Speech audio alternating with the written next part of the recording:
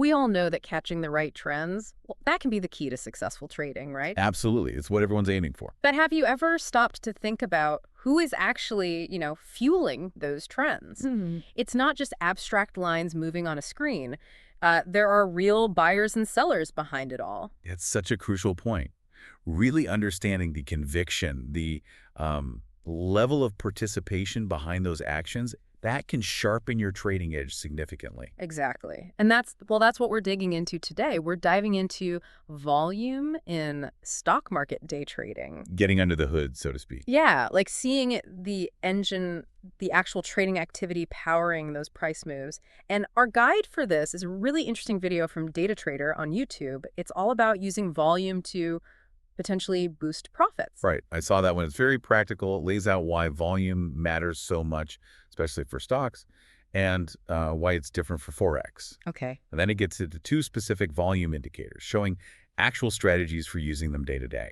And for everyone listening, our aim here is to, cut through the noise a bit. Yeah, distill it down. We're pulling out the essential, actionable stuff so you can get a handle on these volume concepts without watching the whole video.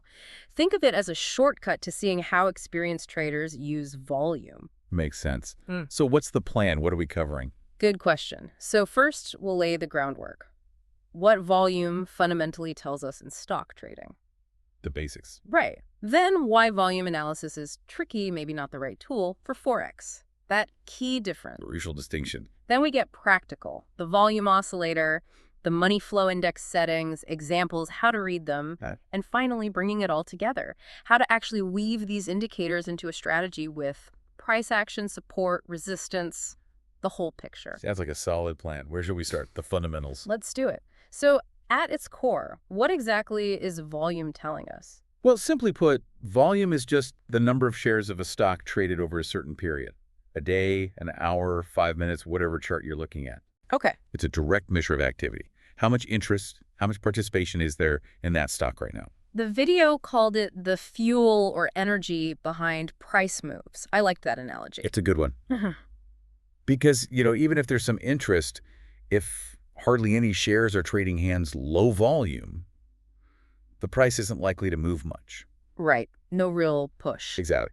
Low volume often means a lack of strong conviction, or just not many people involved.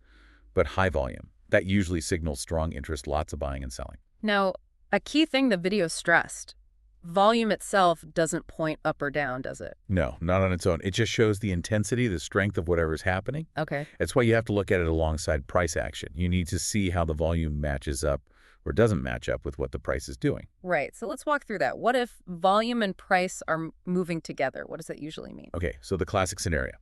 Price is going up and volume is also going up. That's generally a strong sign of an uptrend. More buyers piling in. Exactly. Significant buying pressure, more participation as prices rise. And the flip side, price is falling and volume is increasing. That usually points to a strong downtrend. Lots of selling pressure. Right. More traders are selling, maybe initiating short positions as the price drops. Conviction in the downward move. That makes sense, like the market agrees on the direction. But what about when they diverge? When price and volume seem to tell different stories? That's interesting, isn't it? Very interesting. That's often where you spot potential weakness, potential reversals. How so? Well, say the price is still climbing, but you notice the volume is starting to drop off. That can be a warning sign. Fewer people are buying at these higher prices. Exactly. It suggests maybe the buying interest is fading, the upward momentum could be stalling, a reversal might be coming. And it works the other way too. Price is falling, but volume dries up. Selling pressure is easing off. Precisely. It could mean the downtrend is getting exhausted. Fewer sellers are active at those lower prices. So volume acts like an early warning system, almost, giving clues that a trend might be losing steam. That's really valuable. It can be, yeah. Adds another layer to your analysis. Now, the video made a really clear point early on about where this kind of volume analysis works best. Stocks, yes. Forex, not so much. Can you unpack that? Yeah, this is fundamental. It really comes down to how the markets are structured. Okay. The stock market is mostly centralized. Think NYSE, NASDAQ. Most orders for a specific stock go through a central exchange. Like one main place where trades are recorded. Pretty much. So Wow. the volume data you get for stock is generally a pretty good reflection of the total trading activity for that stock across the market. Got it. Centralized picture. Now contrast that with Forex, the currency market. It's decentralized, over-the-counter, or OTC. Meaning no single exchange. Exactly. Trades happen directly between a huge global network of banks, brokers, institutions. It's spread out. So less like one big trading floor, more like countless separate deals happening everywhere. That's a good way to put it. And because of that, the volume data you see in Forex, it's specific to your broker. Ah. The video mentioned this IQ option shows volume from its clients. Forex.com shows volume from its clients. OANDA shows its own. They'll likely be different. And platforms like TradingView, they show Forex volume, but it's attributed to a specific broker, right? Like O8D's feed. Exactly. It's not some aggregated market-wide total volume for, say, euro-dollar. That doesn't really exist in a reliable way. Because there's no central place collecting all that global data. Precisely. And this really undermines a key reason people analyze volume in the first place. Which is trying to see what the big players, the institutions, are doing. Exactly right. In stocks, that relatively complete volume picture can give you clues about big money moving in or out, institutional buying or selling. But in Forex? In the fragmented Forex market, with broker A showing its volume and broker B showing different volume. Yeah. You just can't get that reliable insight into the overall institutional flow. So the main takeaway here, for understanding broad market sentiment, for trying to track institutional activity using volume, it's really only effective in the centralized stock market.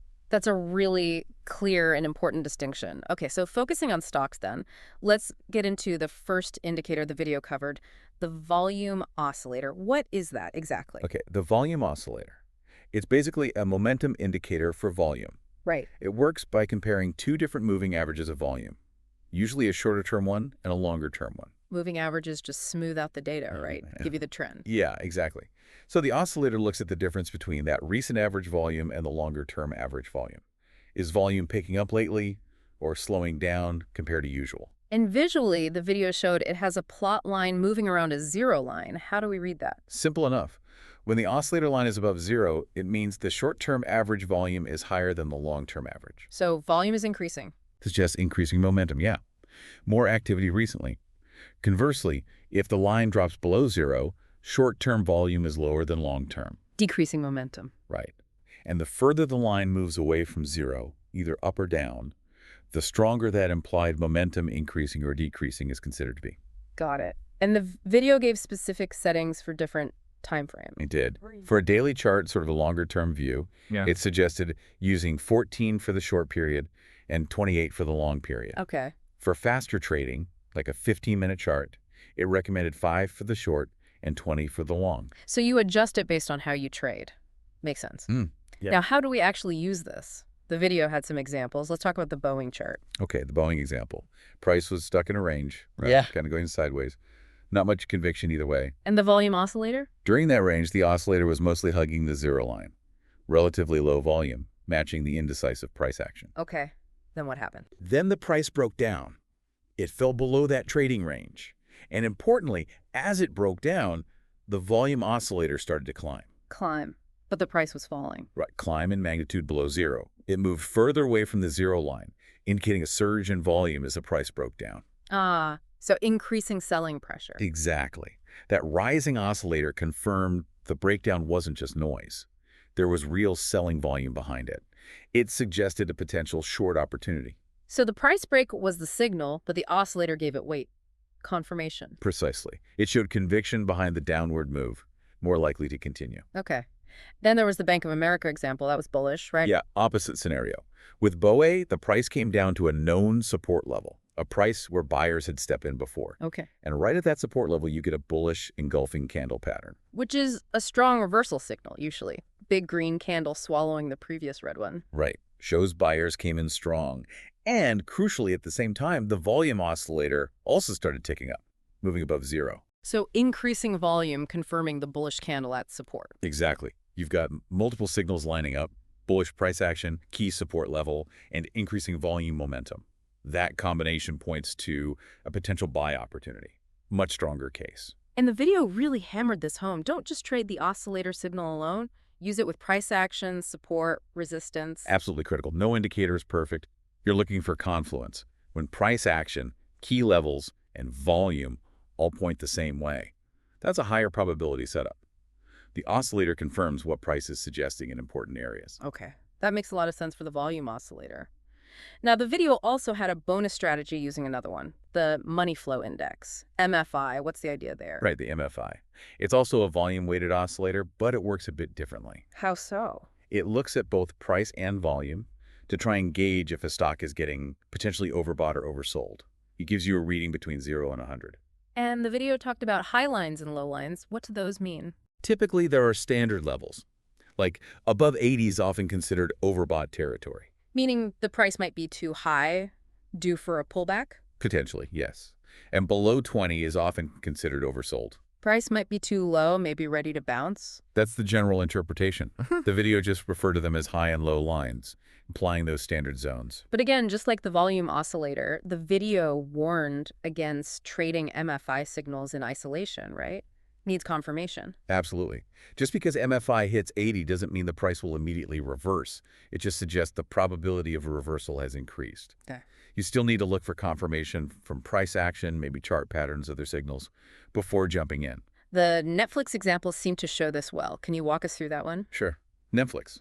Price was coming up to a resistance level, a place where selling had happened before. Right, a ceiling. Yeah. And as it got there, price poked slightly above resistance like a fake out, then quickly reversed and closed back below, forming a shooting star candle. Which is a bearish candle pattern, Right. right? Especially at resistance. Very bearish signal in that context. Small body, long upper wick. Sellers pushed it back down. So strong price signal there already. Definitely. And what strengthened the case for a potential short trade was the MFI. At that exact time, the MFI was in overbought territory, above that high line. Confluence again. Exactly. You have bearish price action at resistance, and the MFI suggesting buying pressure is exhausted. Signals align for a potential move down. Makes sense. And the AMD example, similar idea. Similar concept, yeah. AMD was also approaching a key resistance level. The video noted some slight signs of downward momentum starting to show in the price itself as it neared resistance. Okay. And, like Netflix, the MFI was simultaneously showing an overbought reading. So even without a super clear candle pattern like the shooting star, the price hitting resistance plus the overbought MFI was still considered a potential sell signal. Yes, based on the video. The combination of hitting that ceiling, maybe seeing the upward momentum hesitate a bit in the price, and having the MFI flag an overbought condition suggests that the rally might be done. Increased odds of a turn lower. Okay. It keeps coming back to that same theme. Look for multiple reasons, multiple signals lining up, not just one indicator flashing. That's the core message. The MFI, like the volume oscillator, is most powerful when it confirms what you're already seeing in the price action at important levels. It adds weight to the analysis. All right, so we've covered the why of volume, the stock versus Forex difference, and looked at the how with the volume oscillator and MFI examples. Let's try to wrap up the key takeaways here. Actionable advice. I think the biggest takeaway, the main principle, is always align volume analysis with price action and those key support and resistance levels. Don't look at volume in a vacuum. Never. Volume gives context. It tells you about the conviction, the participation behind the price moves you see. Think about a breakout. Why does high volume matter? Because it shows lots of people are jumping in, believing in the move, fear of missing out, maybe institutional buying. Exactly. It suggests stronger conviction. It gives that breakout more credibility. It confirms the oomph factor, the energy we talked about. That's a great way to put it. High volume on a break above resistance, much more confident it's real. Low volume on that same break. Maybe be skeptical. Could be a fake out. Right. And the video was super clear. Don't trade based only on these indicators. Risky. They're just part of the puzzle. Absolutely. Good trading usually comes from seeing multiple things align. Maybe a bullish candle at support, plus the volume oscillator picking up, plus maybe the MFI coming out of oversold territory. Building a case for the trade? Exactly. The more independent signals point the same way, the higher the probability statistically of that trade working out. Volume is one powerful piece of evidence to look for. Okay, so it's about synergy, using volume indicators together with everything else you're seeing. That's the gist of it. They're valuable tools, but best used as part of a complete analysis. All right, great discussion. We've really unpacked volume trading based on that Data Trader video. Let's just quickly recap the highlights. Sure, we started with the basics. Volume shows trading activity, the fuel for price moves. Right. And then the key difference. Stock market volume is centralized, more reliable. Forex volume is decentralized, broker-specific, so less useful for overall sentiment. Crucial point. Then we look at the volume oscillator for gauging momentum. Comparing short-term versus long-term volume. And the money flow index, MFI, which uses price and volume to spot potential overbought or oversold conditions. And for both, we saw through the examples Boeing, BOE, Netflix, AMD, how they work best when confirming price action signal. Like candle patterns or breakouts. Especially when those signals happen at key support or resistance levels. And the big takeaway overarching all of it. Use volume for confirmation, for confluence. Don't rely on it alone. Right. It adds conviction to your analysis, helps you gauge the strength behind the moves. Exactly. Understanding that conviction through volume can hopefully lead to more informed and potentially better trading decisions.